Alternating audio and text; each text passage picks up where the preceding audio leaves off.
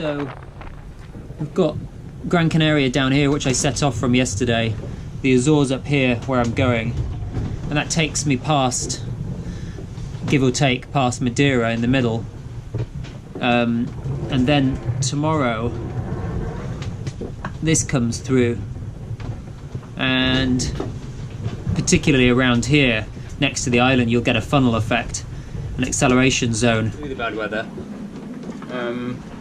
The forecast isn't saying gale, but it doesn't even really intensify till later this afternoon or this evening, and we're already blowing 34 knots true with gusts. Getting occasionally quite a lot of water over the decks.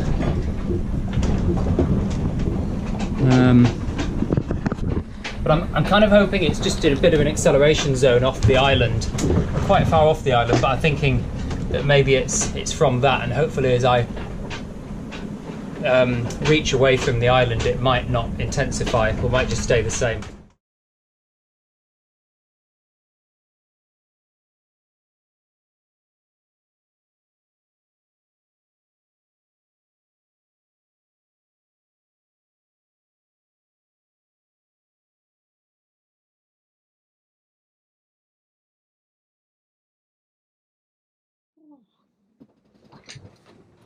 So I didn't do much filming yesterday because I was trying to decide whether to go up to Madeira, try and get up there, or just go straight to the Azores and go through the slightly stronger weather. So that's what I did, and then I got underneath Madeira and past the other side, and quickly it was blowing 35, 36. I was like, okay, I'll press on, and that wasn't too bad. And then the waves started to build, and then by mid-afternoon it was blowing near 40, and although the actual wave height wasn't huge, the wind waves were then breaking, but it wasn't too bad because I was able to hand steer at that point and able to round up into the waves. Then it got to about sundown and it was getting pretty bad. And I thought, well, okay, maybe I'll heave 2 for the night because I can't see these waves that I'm going to be wanting to steer up into. So I'd already heavily reefed the main anyway, so I thought I'd reef it some more.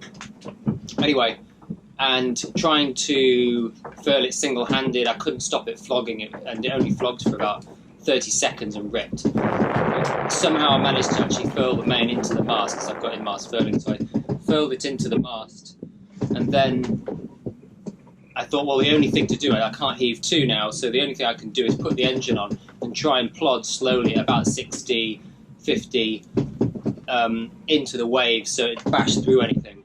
So I started to do that with a little bit of staysail, and it was working, but every 2 minutes a big breaking wave would bash the bow and bring it off, which wasn't great, but I was kind of like, well, it's the only option I've got, really.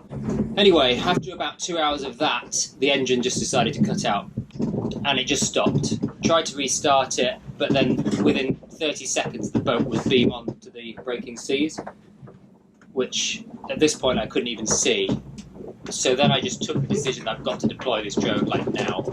So I went outside, turned the boat downwind, and deployed it for the first time. Deployed the drogue that I thought I'd never actually have to deploy in my entire lifetime, because it's just one of those things that sits in the locker and never really gets used. Anyway, so that's what I did. Straight away, the boat was really calm. It just kind of took on a totally different thing, I suppose, like going heave 2. So these are the conditions in the morning the following day, where they weren't nearly as serious as the night before when I deployed the drogue, but I was still getting the occasional breaking wave into the cockpit, so I felt like it was probably best to leave it out and give myself time to fix the engine and do a few of the bits. Just after I put the drogue out last night and everything kind of calmed down, and I got into bed and thought, it was about, I don't know, about 2 AM or something, and I was wondering whether or not it was the right move and whether I actually needed to. So I jumped out of bed after this big wave crashed over the stern, and you felt the boat jerk forward. And so I jumped out of bed and then looked out one of the windows I have in my aft cabin here, and then peered through there, and all I could see was bubbles underwater. So the entire cockpit around here was full of water, like a huge jacuzzi. And at that point I was thinking, gosh, if a wave can get right over the top like that and fill up the entire cockpit, which is a big cockpit, then it probably was the right decision. But you could feel it surge forward, and then you could feel the drogue gently kind of halt you and slow you down. And then you'll see here how I've got chain protection on the first bit of the bridle, and then the actual chain plates stick out of the hull quite a lot, so there's virtually no chafe.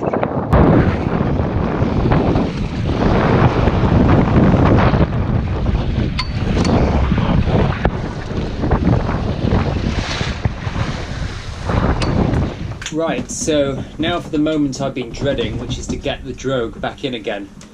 I've read various different ways of doing this, but just single-handed, the earliest time I heard of someone doing it was a couple of hours.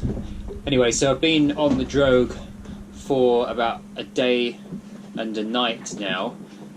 Probably yesterday evening would have been a good time to get it in, but still there was blowing maybe force 5, and there were waves, and I just don't think there was going to be any chance of me actually doing it, so I waited till this morning so it's abated a bit.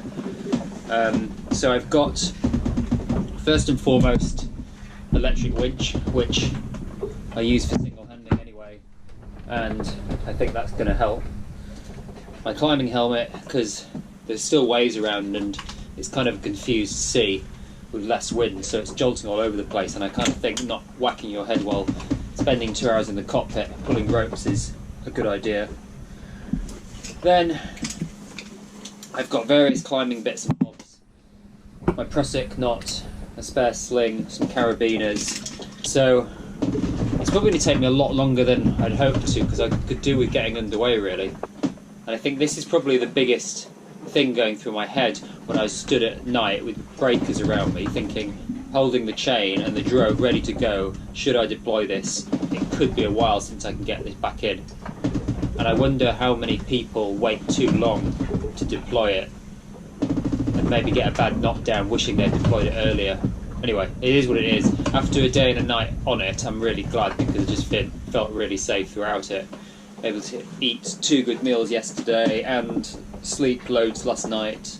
So all in all, I'm very glad. Anyway, let's see how I get on. I'm doing the first bit, which is recovering one of the leaders, so then hopefully I can get the main, recovering one of the bridles so I can get it around a winch.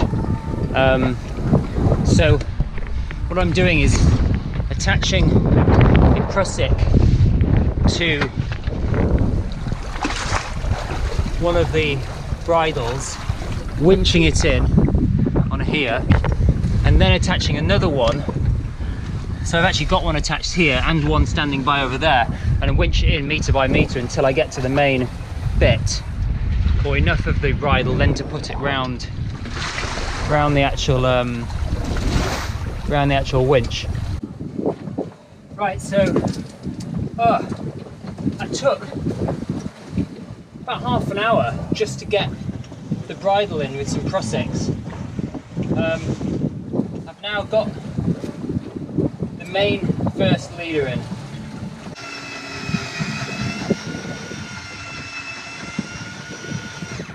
My issue is going to be this is going to run out of batteries, and then I will be doing it by hand. I've seen on morganscloud.com that one of the chaps there has a handheld electric winch with 2 lithium batteries, and he can be charging one while the other's being used.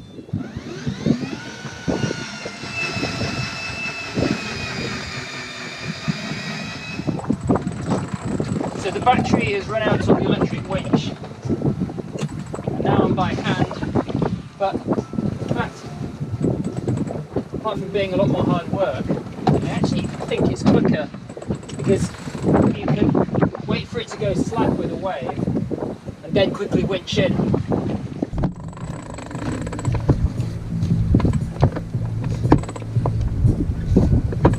Yeah, check me out. Once there's a wave, it goes slack enough to be going pretty quick on the winch. Faster than the electric winch actually. Whereas by hand you can stop and start very quickly and go when it gets slack. Okay, we're on the last leader now.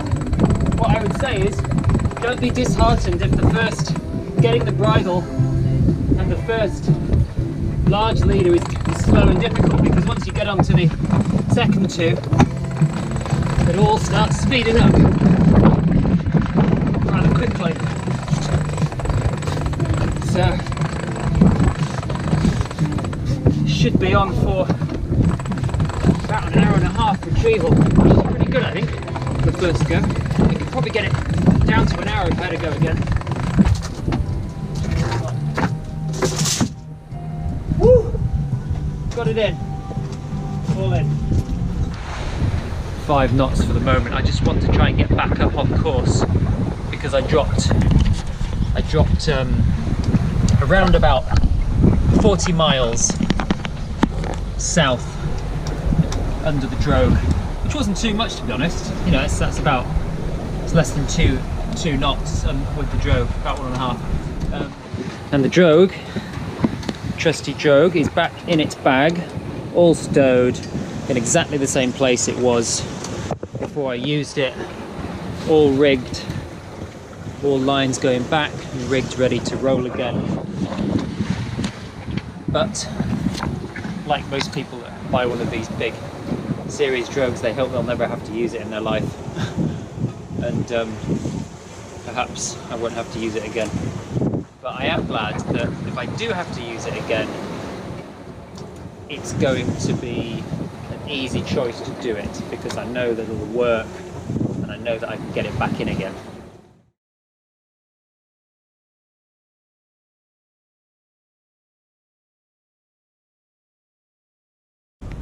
I've washed down the Drogue and now I'm back in port, and I just thought I'd just video how I flake it into the bag, which came out very easily. So these are the 2 bridles that go to the stern and are attached on, and they just kind of lie down now, and I zip tie them in place as they lead to the stern. This then sits to the side, and I flake in the rest on top. So this is the last, the bridle is the last bit to fly out of the bag, so that runs down the side of the bag, nice and pushed against the side. It doesn't get mixed into everything else that's being flaked in.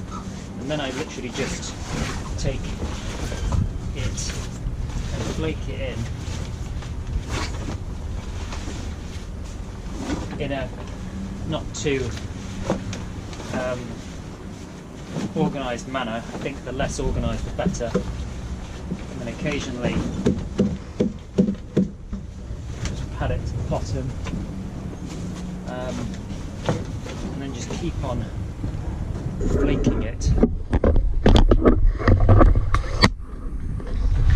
So it all just basically is in a pile in there, and if it goes in a kind of random format, it'll fly back out in a random format.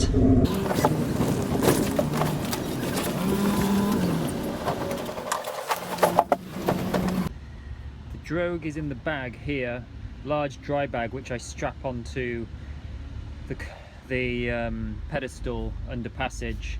I then take this bag, move it around the back and plonk it here, and it's deployed over the stern. So all the bridle is already pre-rigged and zip tied on, which just snap off. The bridles then go right over the back onto, it's difficult to show here, onto these chain plates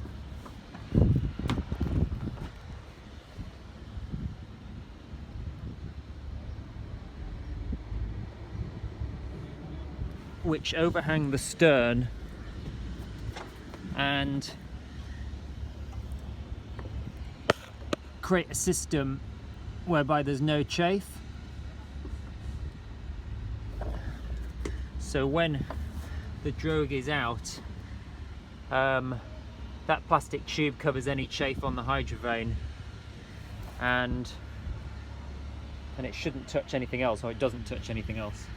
So it literally deploys from here. I undo these, I chuck the chain out the back, and it all just flies out.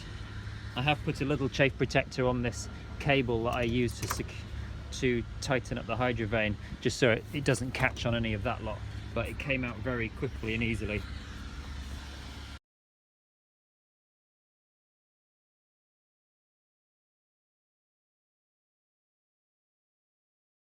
This is just a quick one to show you the bridle setup for the Drogue.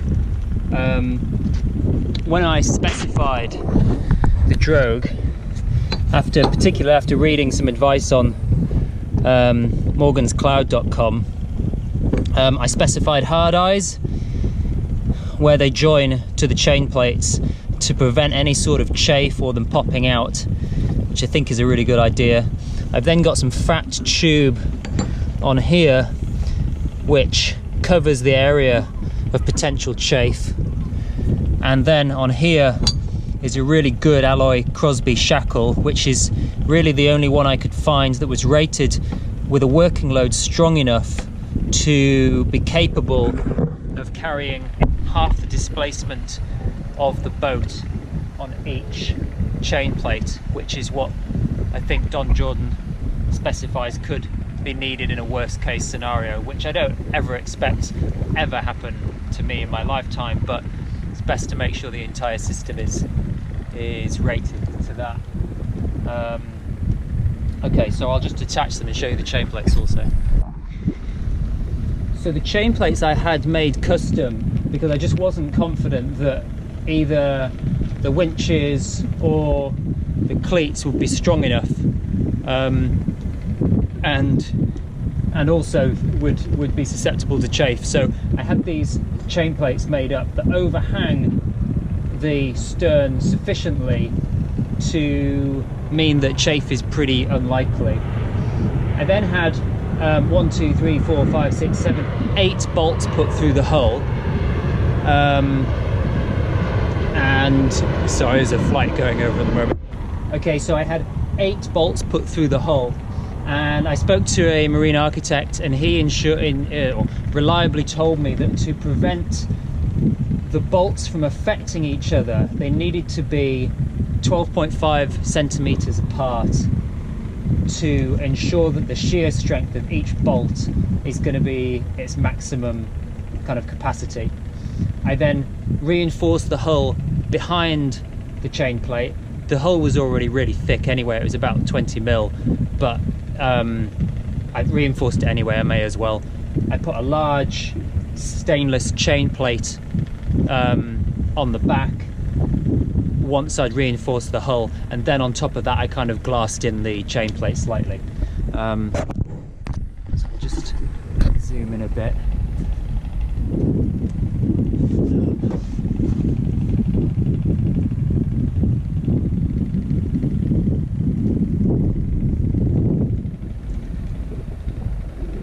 The shackle then attaches to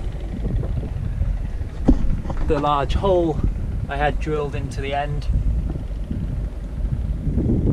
and then the bridle hangs down. Now once the drogue is out, hangs like this, and there is just no, I mean, even if it slews right off here almost at 90 degrees, there's still no chafing possibility. And when I did have it out, there wasn't, I didn't see it ever come even close to coming round at this angle. But I've put that tube on anyway, just to make absolutely sure. And that is where it's deployed out of the back.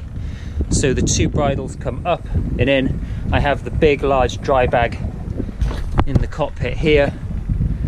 and then I throw the chain out of the back here, and then it deploys over the stern, all very smoothly.